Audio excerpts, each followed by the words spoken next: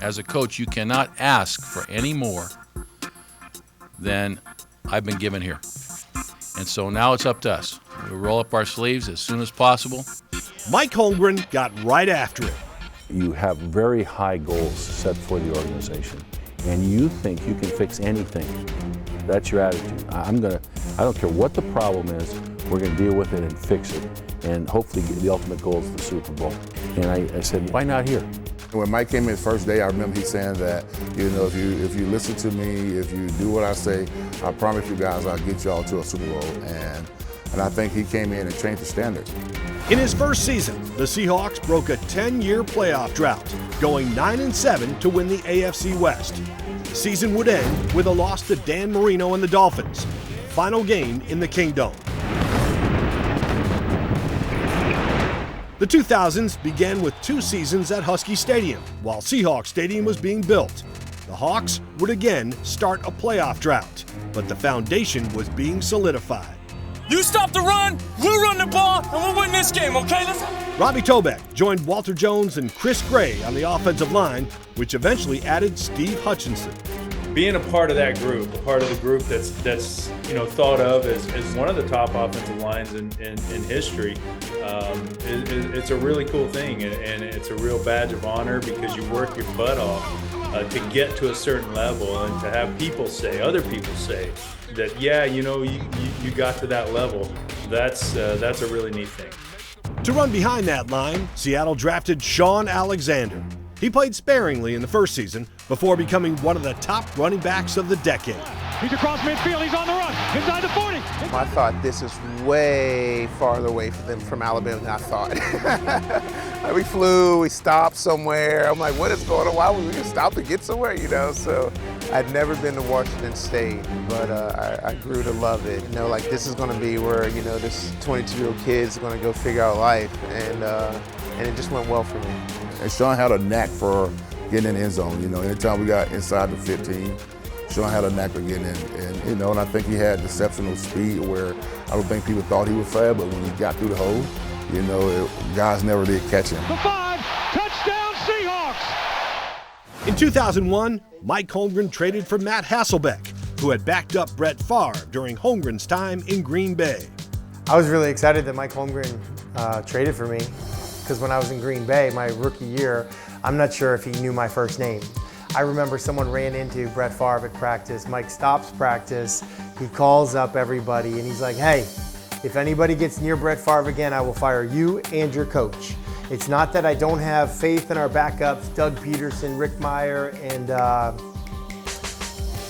Hasselbeck, but we are a 500 team without Brett Favre. That's what he said. And so at that moment, I felt like, well, he doesn't know my first name. So when he traded for me, I guess 3 years later, I was a little bit surprised. Hasselbeck and Trent Dilfer would rotate as the starting quarterbacks until mid-2002. The Hawks won the final 3 games of the season, with Hasselbeck throwing for a franchise record 449 yards in an overtime win against the Chargers. The next year in 2003, we were really good on third down. We were really good in red zone. I think you saw the makings, and I think we felt the makings of what we could be consistently. 2003, Seattle opens the season with a decisive victory over the Saints, the first season-opening win since 1986. It becomes the first 10-win season in 17 years, setting up a postseason showdown with the Packers that goes to overtime, where We want the ball, we're going to score. I have no regrets about we want the ball, we're going to score. I actually am somewhat proud of it. I regret that I threw the interception that ended up losing us the game, but losing in 2003 in the last play of the game, and then losing in 2004 in the last play of the game against the Rams, for me personally, propelled us to the year that we had in 2005. 2005, the season where it all comes together. After starting the campaign at 2-2, the Hawks run off a club record 11 straight wins. You start putting games together, and you just never want it to end. You can't wait to get in the building. You can't wait to get to work. You can't wait to get to next week. Everything is roses, and it's good because you're winning. They set another team record with 320 rushing yards as Shaun Alexander scores 4 touchdowns against Houston on Sunday Night Football. I just wanted to go grip that place up, you know what I mean? And be like, hey, this is what we're doing out here. And my best games in my whole career were always on Sunday night and Monday night. They beat the Cowboys on Josh Brown's 50-yard field goal as time expired. Alexander keeps on running, 173 yards, including an 88-yard touchdown against the Cardinals. Then, a 42-0 blowout of the Eagles on a snowy Monday night in December. The Hawks ended a 21-year playoff drought without a win by taking care of Washington in the divisional game. Matt Hasselbeck running for a touchdown and throwing for another. That set up the NFC title game against the Panthers and a special raising of the 12 flag. You know, the emotion of it really, got to me. I think, when the fans were going, thank you, Paul, and kind of got a chant going like that. And then they showed the video clip talking about going to Husky games with my dad. I got choked up. So it was a special moment. And then just to feel the sheer energy of the crowd right before the kickoff and what a fantastic game followed. I mean, it was just an incredible memory I'll always have. Hasselbeck was 20 for 28 with 2 touchdowns. Alexander ran all over the field for 132 yards and a pair of scores. The defense held the Panthers to 14 points, sacking Jake Delhomme twice and intercepting 3 passes. A 34-14 win and Seattle's first trip to the Super Bowl. The championship game is like one of my great memories that I have from my life. Us realizing that we won the game and kind of doing laps around what was then Quest Field, high-fiving the fans. That was awesome. You're a Pro Bowl player or whatever, that's a dream come true, and that's a really cool thing, but none of it compares to just get to that Super Bowl. The intensity on the field is unmatched with anything, unmatched. That Super Bowl, it's just different. And, and if you ever get a chance to go be in one, it's so special. Super Bowl 40 in Detroit wasn't just a game. It was a statement. The Seahawks had arrived.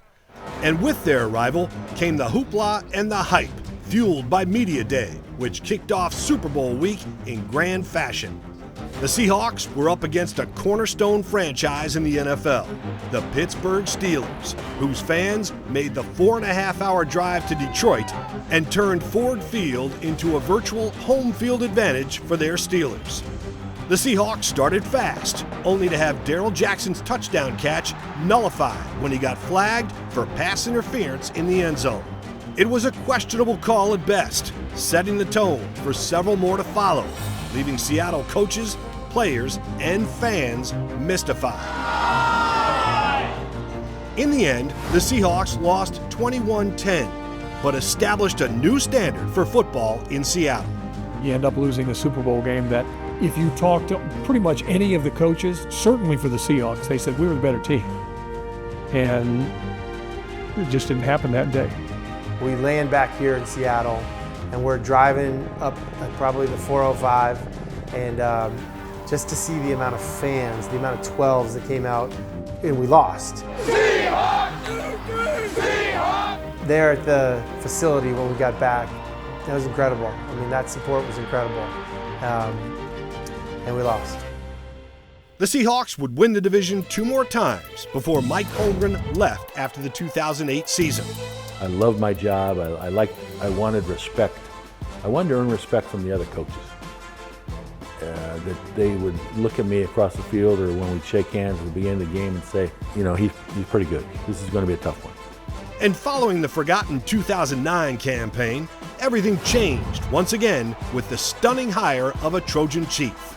If you know anything at all about me, I can't pass up a competitive challenge. And you could challenge me right now, and I'll go right now. And I'm nuts for it. So what this next step presents is the challenge of a lifetime.